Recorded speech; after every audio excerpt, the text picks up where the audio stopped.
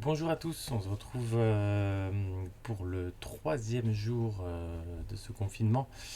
Donc nous sommes le jeudi 8 avril. Pour commencer, juste un mot, j'ai vu que pas mal d'élèves hier ne s'étaient pas connectés, alors que le premier jour c'était très bien, hein. Donc je suis obligé de transmettre au CPE, au principal, tous les noms chaque jour pour qu'on ait un suivi. Donc voilà, je vous demande de faire attention parce qu'il risque d'appeler après chez vous, hein, s'il y a trop d'absence. Après, je sais bien qu'il y a aussi les vacances pour rattraper, mais essayez de faire les exercices chaque jour. Moi, je passe du temps à les préparer, donc essayez de les faire chaque jour. Voilà.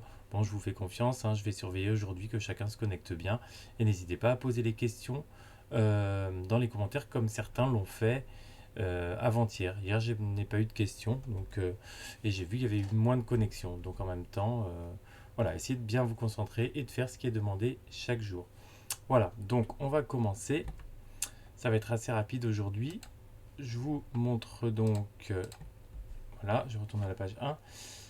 Pour la dictée, c'est comme d'habitude, on écoute bien les deux phrases dictées ou les mots dictés pour Cyril. Vous les écrivez sur votre cahier. Donc attention, mettez bien la date chaque jour, hein. Quand on corrigera, je regarderai sur vos cahiers qu'il y ait bien chaque date pour qu'il n'y ait pas d'oubli. Donc pour l'instant, vous avez mardi, mercredi et jeudi aujourd'hui. Et vous relisez bien plusieurs fois en écoutant les conseils donnés. Ça, c'est important. Donc ensuite, vous avez un exercice qui ressemble aux deux exercices qu'on a déjà fait mardi et mercredi. Donc vous avez la fiche outil qui est toujours disponible sur le blog. Je vous le montre, c'est la fiche numéro 8, conjugaison 8 ici.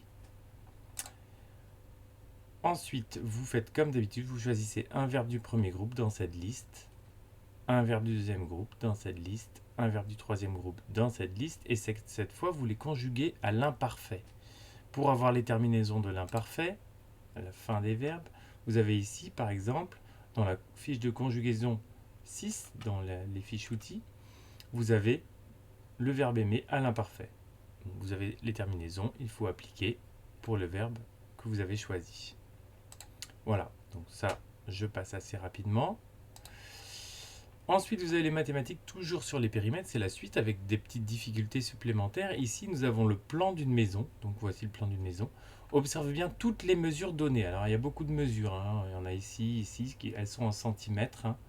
Ici, il y en a encore là, ici, il y en a plein aussi. Ici, il y a une petite, une plus longue ici. Elles ne seront pas toutes à utiliser. Il y a des mesures qui sont données en plus. Il y a des petits pièges évidemment. Là, c'est vraiment un exercice où on doit utiliser les connaissances qu'on a acquises dans les 2 premiers jours plus celles qu'on avait vues en classe.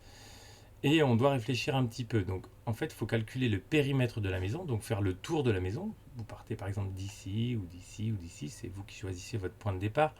Et vous faites le tour. Vous suivez la ligne verte, c'est-à-dire que je pars d'ici, je dois faire toute cette longueur. Ensuite ici, ici, une plus courte ici, là, encore une un peu plus courte, ce n'est pas la même que celle-ci, hein, attention. Je continue ici et je reviens ici. Donc c'est pas un rectangle, c'est une forme beaucoup plus complexe. Vous avez les mesures. Alors par exemple ici, si je veux cette mesure, là je suis embêté parce que je n'ai que deux mesures ici et il y a un trou là. Mais peut-être que cette mesure-là, vous pouvez la trouver ailleurs sur la figure. Donc vous cherchez bien dans toutes les mesures qui sont données. Ici, ben, c'est simple, j'ai déjà la mesure qui est donnée à côté. Ici, ben, il faut peut-être que je regarde là par exemple. Hein, vous regardez en face, les mesures sont données à chaque fois. Ici, elle est donnée, donc ici, elle est donnée. Ici, c'est la plus complexe à trouver parce que nous avons, il n'y a rien qui est écrit en face.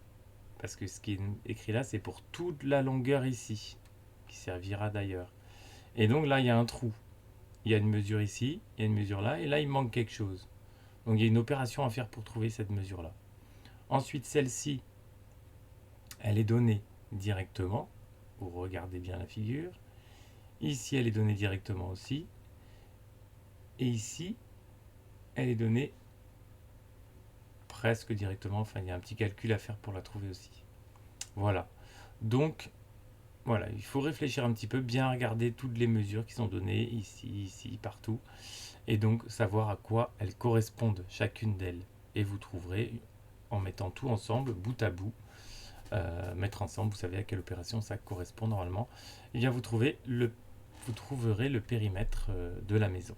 C'est tout ce qui est demandé aujourd'hui en mathématiques. Donc plusieurs calculs, donc plusieurs lignes, et une phrase réponse à la fin. Ensuite, nous avons pour Cyril, donc là je m'adresse juste à Cyril. Cyril, tu as une liste de mots ici. Tu dois colorier et compter les mots que tu peux lire tout seul. Je dis bien tout seul, ça veut dire qu'il peut y avoir quelqu'un à côté de toi, mais ne peut pas t'aider sur les sons. C'est-à-dire, si tu ne le lis pas tout seul, si tu n'y arrives pas, ben, tu ne le colories pas.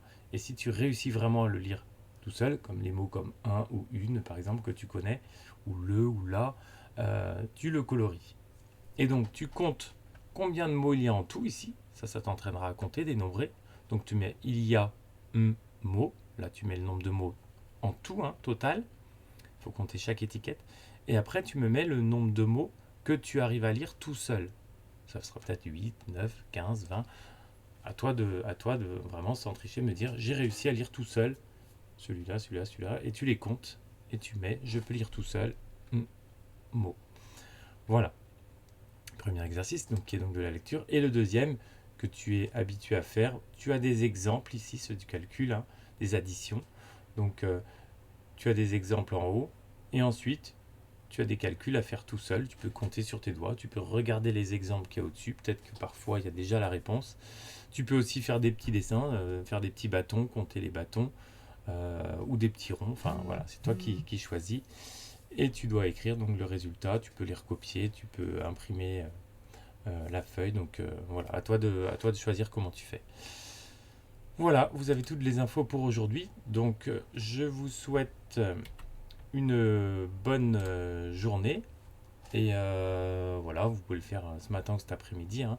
Et surtout, n'hésitez pas à me poser vos questions. Ne restez pas bloqués. Donc, je répète, hein, vous avez le cours du mardi 6, le cours du mercredi 7 et le cours du jeudi 8. Si vous avez pris du retard, bon, vous pourrez le faire les jours oubliés, vous pouvez les faire pendant les vacances, mais sinon, vous pouvez aussi le faire aujourd'hui, petit à petit, pour rattraper. Voilà, merci, au revoir.